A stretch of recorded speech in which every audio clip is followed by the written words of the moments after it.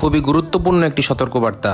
শেখ হাসিনার পদত্যাগের পরবর্তী 24 ঘন্টায় দেশে এমন কিছু ঘটনা ঘটানো হবে যেন সাধারণ মানুষ এই আন্দোলনকারীদের থেকে মুখ ফিরিয়ে নেয়। এজন্য বিশেষ পরিকল্পনা নিয়ে মাঠে কাজ করছে ছাত্রলীগের নেতাকর্মীদের নিয়োগ দিয়ে শেখ হাসিনার অধীনস্থ থাকা স্পেশাল ব্রাঞ্চ প্রায় 500 সদস্য।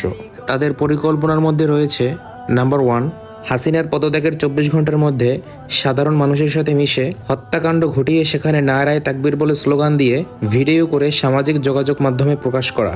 এতে তাদের লাভ হচ্ছে, মূলত এই আন্দোলন জামাত শিবির করেছে সেটা বিশ্বের সামনে প্রতিষ্ঠিত করা হবে। নাম্বার 2, সংখ্যালঘুদের উপর ব্যাপক হামলা, হত্যা, লুটপাট করা হবে।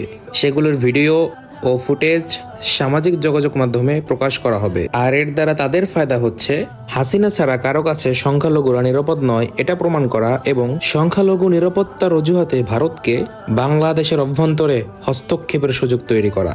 অ্যান্ড এট লাস্ট নাম্বার 3, সর্বশেষ যে প্ল্যান সেটা হচ্ছে বিদ্যুৎ কেন্দ্র, বড় বড় সেতু, কারখানা বা অনেক বড় বড় স্থাপনা ধ্বংস করে দেওয়া। আর এর দ্বারা তাদের ফায়দা হচ্ছে এগুলো মেরামত করতে গিয়ে যেন পরবর্তী সরকারের জন্য অনেক চ্যালেঞ্জ হয়ে দাঁড়ায়, আর পরবর্তী সরকার যেন দেশ চালাতে ব্যর্থ হয়।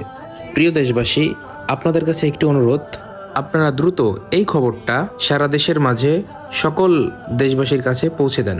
আজ রাতে যেন সংখ্যালঘুদের পাহারা দেয়া হয়, এই ব্যবস্থা করা দরকার।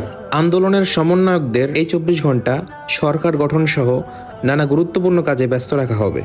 আর এই সুযোগে এর ভিতরেই তারা সব ধরনের ঘটনা ঘটিয়ে ফেলবে। কেন্দ্রের জরুরি নির্দেশনা, দ্রুত সমস্ত গ্রুপে এই বার্তাটি ছড়িয়ে দেওয়ার আহ্বান করা হয়েছে। সবাই ভালো থাকবেন, সুস্থ থাকবেন, নিরাপদে থাকবেন। আল্লাহ হাফেজ।